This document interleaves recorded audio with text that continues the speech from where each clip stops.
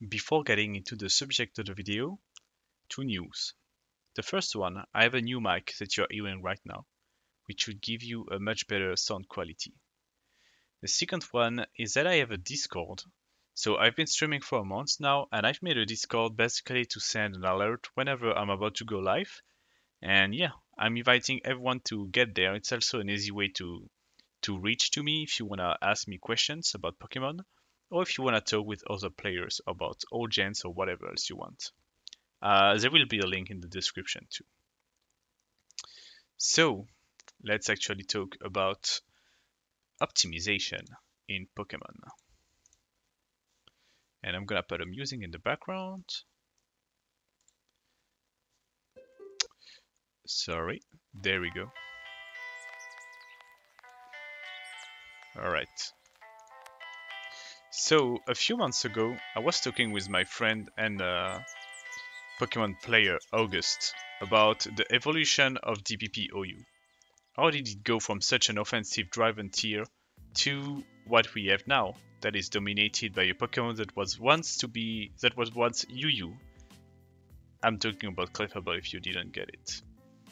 So my conclusion was that something that eventually happens to any competitive game and is happening to Pokemon or has happened in previous gen is optimization. Basically, the gist of it is that you want to optimize your gameplay, whether it is in Pokemon or in other game, to get consistent results. To take an example that would be telling, I guess, I'm gonna talk about fighting games, so like Super Smash Bros. Or Street Fighter. When you start playing those games or when you watch them, they look very chaotic. You feel like some people just mash buttons and just throw hits and kicks and punches, and it feels random, but it's not random at the high level. Those players know exactly what they are doing. Sometimes when they string combos together, they mean what they're doing. They know what moves they are putting together to get the maximum amount of damage. So they optimize their gameplay. It can be said about real life sports too. Some tactics in football, for example, talking about European football. Some tactics have been optimized with time. And yeah, it's a never-changing landscape, but that's the idea. And Pokemon has optimization too. So for example, when new gen releases, like Sword and Shield recently with the second DLC, you see a lot of new strategies and teams and Pokemon being used at the start of the gen, and it feels very chaotic, but eventually some Pokemon start getting more usage because they are better. And by being better, that usually means they are more consistent. And Pokemon that are consistent usually are optimized to be consistent throughout movesets. So you optimize.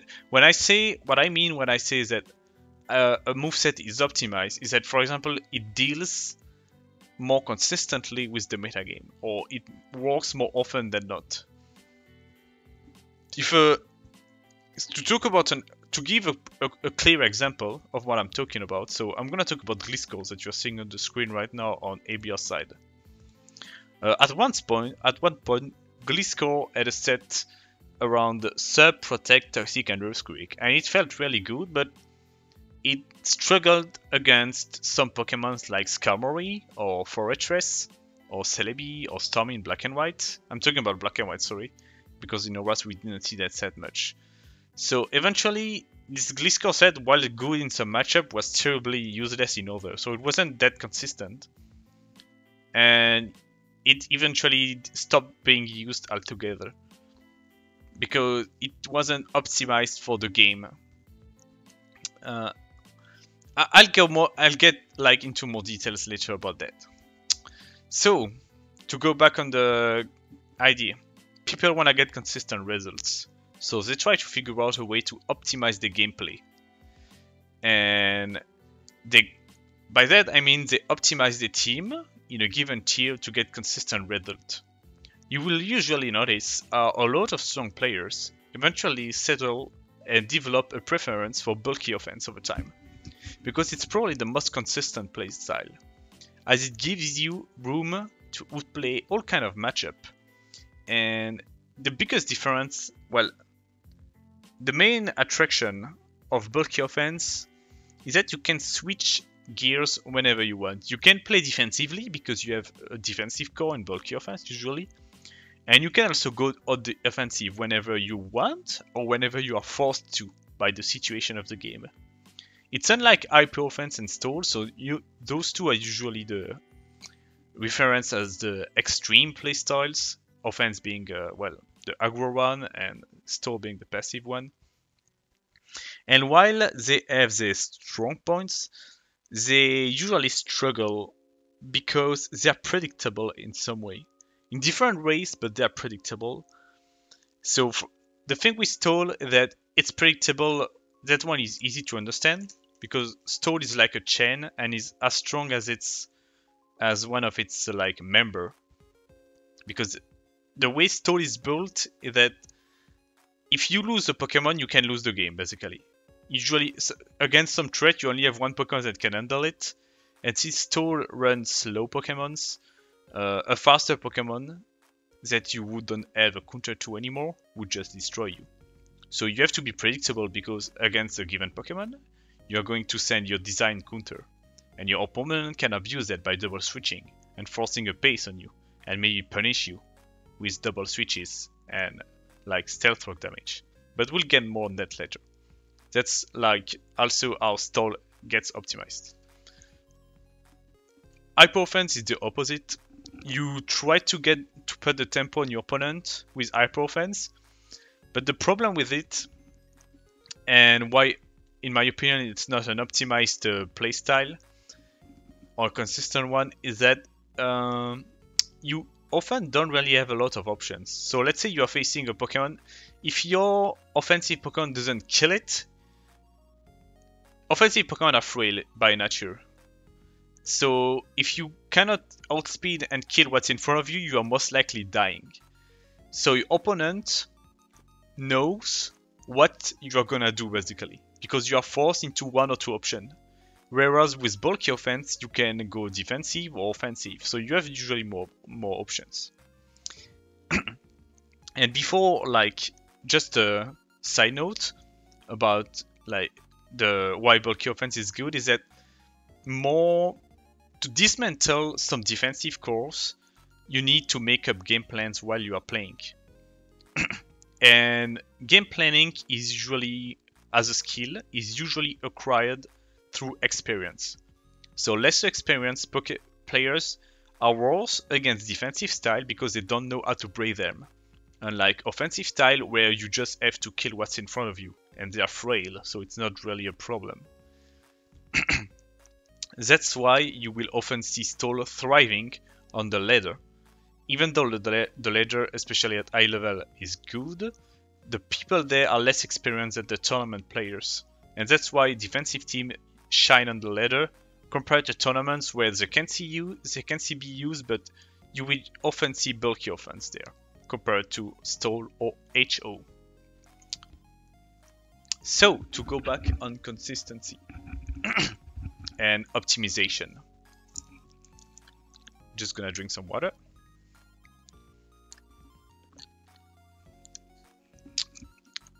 To go back on consistency and optimization, I'm gonna talk about DPP because, but what I'm gonna say about DPP can just be expanded to any gen because Pokemon is months, as some as Extra Shine would say. It can be expanded to any gen. That's the gist of it. So from my own experience, I've always found DPP to be a very volatile tier. Between the absence of team preview, very vast, so I don't mean the absence there, but absence of team preview, but the accessibility to vast moveset, large pool of items, and the power levels of the tier being high. I've always felt that any game can go in a ton of directions based on new information revealed turn by turn. And there is just so much to cover, both offensively and defensively, that it always felt a bit random, so to say. So eventually, if you're trying to find a consistent strategy through this so-called randomness, you wanna single out some elements that you can build upon. And eventually, the strongest element of the tier get identified, and then they try to get to be optimized. So to be more precise, I think the strongest elements are the things that are consistent. And what is consistent? It's something that you can rely on for the entirety of the battle, and are also flexible. For example, hazards. Hazards is the easiest one. The lesson 1 of Pokémon battling is Stealth Rock is the best move in the game, pretty much. You get your rocks up early, you know you have a source of damage, for the rest of the battle. And your opponent always is punished for switching around. You can abuse that, like you can get passive damage, that's the real reason of it. Permasand is another one. Getting your sand up early, 6% per turn, amazing. So those elements not only are consistent because they work every time, but also quite important, they are flexible. That means it's not hard to use or to rely on. And to give an example of something that is great but not flexible, I'm gonna talk about like Volcarona for a second. Volcarona is a low floor, high ceiling Pokemon, in the sense that it can 6-0 whole teams after 1 turn, sometimes 2 turns. But it's very weak to rocks, which is everywhere. It also has coverage issues, so it's not flexible because it's not easy to use. Sometimes it will be easy. I'm not saying that Volcarona is like there isn't some game where you just have to spin into Volc and you win. But the idea is that you can rely on Volcarona game to game, unlike using Pokemons that have so little weaknesses to abuse that they are gonna be good game to game, and you can use them in multiple ways, either if you wanna go on the defensive or on the offensive with them. I think that makes sense, but yeah, I hope I explained it well. So I'm gonna give some example of Pokemon that I think are consistent and how they lead to an optimized gameplay. So one of example, I'm gonna stick to DPP right now, but keep in mind that usually expand to every tier. So Clefable in DPP, the most flexible Pokemon of them all. Also the face of Auras, and a very strong presence in Sun and Moon and Sword and Shield. Magic Guard doesn't take any passive damage. You can't really punish Clefable by playing around with it, because it's immune to Scent, to Hazards, to Status. That's why it's so good. It's so flexible and consistent. Another example, I'm gonna show the viability rankings of DPP. So you also have Breloom. So Breloom is like A+ right now. Yep. It's A+. It's so good. It's immune to Status. It's resistant to rocks. And with Toxic Orb and Poison Heal, it doesn't take damage from Sand. It's actually easily sent. So, you can play around most offensive threat just through passive damage and like dealing with them offensively at some point if you're struggling with them defensively. But that's not the case with something like Breloom. Sure, you might have a check, but while you are trying to check Breloom isn't taking any damage because of Poison Heal. Unlike something like Infernape, you can play around with it because it's taking damage every turn from Sand, from Life Orb, from from Status if you got one on it. So they are less flexible. And that's the whole gist of... That's pretty much the summary of the video. So, another strategy that is very strong, consistent, and lead to gameplay optimization is Sand and Hazards. You get them up in 1 turn, and you have source of damage for the duration of the game. What's not to love, honestly. It's no wonder that Spikes and Stealth Rock are defining traits of their tiers since they've been introduced, pretty much.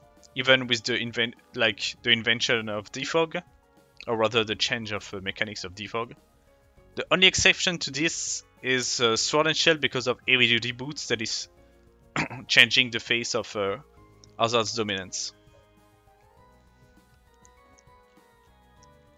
Another way to optimize the team playstyle and gameplay is trapping, but it's such a broad subject, I'm not gonna start talking about it because I'm just gonna lose myself here and I could spend too much time on it, but yeah.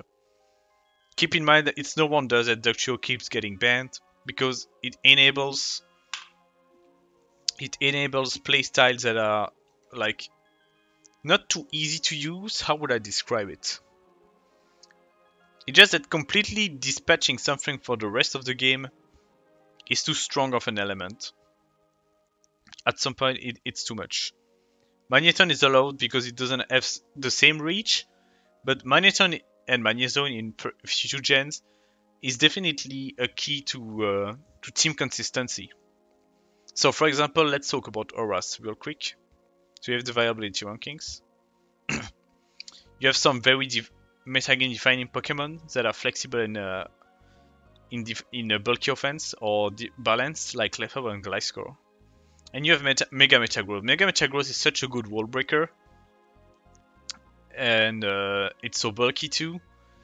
That Magnezone, Scarf Magnezone, is just featured on those teams because they can deal with Metagross, and they can deal with the rest of the Metagross team by playing safely with defensive pieces. Anyway, I'm not gonna spend too much time on trapping. Just know that they're also up there in the whole consistency and flexible things that I've been talking about. Finally, mention, like, to one example, Jirachi in DBP. So Jirachi, immune to scent, resistant to rocks. That's already two traits you cannot abuse against it. It has it doesn't like paralysis and burn, but yeah, you can whittle it down with poison. So the idea, it kind of all ties in with like passive damage, and BKC made a hour-long video recently about it. But yeah, consistency, flexibility. Just keep that in mind. The more you try to make your team flexible and consistent, the more you are gonna optimize your gameplay and win more often. And that works at every level of play, even the ladder or in tournaments. So yeah, I could quickly go over the Dpp rankings just to explain. I could just go quickly over the Dpp rankings just to show you why those Pokemon are so good, right? So you have Jirachi, immune to scent, immune resistant to rocks, immune to one of the 3 big status. Tyranitar gets sent up for the rest of the game. Heatran, immune to scent. Get rocks itself, spread status. Rotom is only neutral, but that's always something. Skarmory gets spikes up, so once again, Hazards. Breloom, we've talked about it. Swampert, resistant to rock, immune to scent. Starmie, natural cure to deal with status. Remove the hazards. Yeah. That's also why. So, to give you a counter example, you have Zapdos. Zapdos really strong Pokemon and good one at that. But weakness to rocks makes it less flexible to use because it loses 25% just by coming on the field when rocks are up. And it aids all kind of status. Basically, being rocks weak is often a death sentence unless you have really strong aspects. I remember talking with Jade about this in the past, and he told me that even if the Pokemon had like a high ceiling, he would never use a rock weak Pokemon. And I know that discards a lot of them, but it's usually better for you long term to not use those Pokemon. So yeah, to go back about DPP, even though DPP has always felt diverse in the past, there was always a lot of uncertainty in the actual battles, because your tools just get weakened over the course of the game while you scout for what you are facing and figure out a new game plan based on the checks and counters that you're facing to your stuff, right? But now it's different because the tier got optimized around what's safer to use. And what's safer to use are the Pokemon that are immune to passive damage, so Clefable, Jirachi for example. And the tier also centers around strategies that put a chokehold on the opponent. So any advantage or board position you establish can last, and you can build upon it until you win. So by that I mean sand, hazards, status, and it's not only DPP. Black and White, for example. Black and White, like Reuniclus or Alakazam Sands with hazard support has been the face of Black and White for many years now. Sure, there is also Rain and some other things, but you get the gist of it. If a team relies around hazards and passive damage, with some offensive presence to boot, giving you a bulky offense like we've been talking in the start of the video, you probably have something very consistent and strong. And if you optimize it for the meta game and optimize it for your gameplay too, because everyone plays slightly different, then you're on the good path to win a lot. And I think that's pretty much it, honestly. So that was the idea of the video. Keep in mind, flexibility. Make your team easy to use for yourself, so you can develop more strategies while using it. Consistent. You want Pokemon and movesets that are gonna work game in and game out.